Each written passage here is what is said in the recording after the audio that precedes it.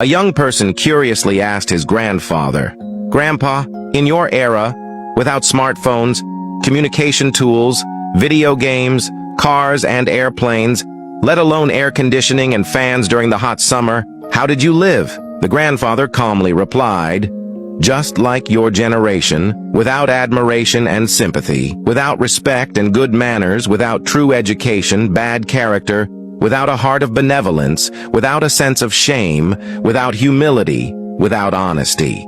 Our times were different.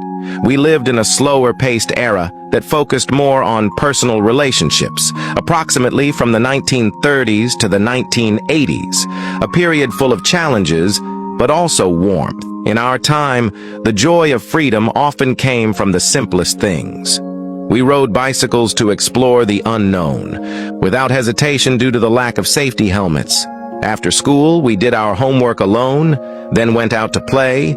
Our friendships were not built through screens, but through real interactions and shared adventures. If we were thirsty, we drank water from fountains, waterfalls, and taps, not bottled water. We never worried about getting sick, even when sharing a cup with friends. Even if we played at a friend's house late into the night, the moonlight would illuminate the ground to help us find our way home. The massive emissions from factories nowadays have long since made such times a thing of the past, the grandfather said with a lowered head in disappointment.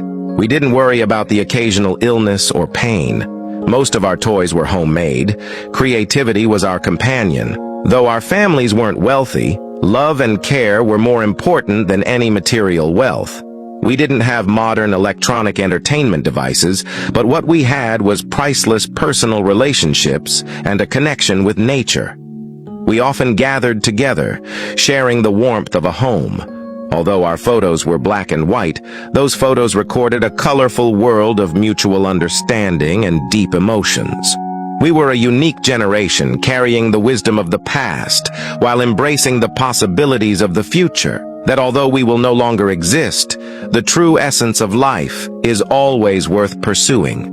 The many stories in my videos come from this collection of storybooks.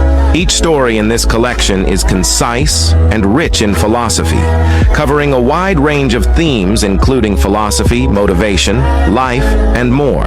It's an excellent choice for learning English, and I recommend it to anyone who loves to learn.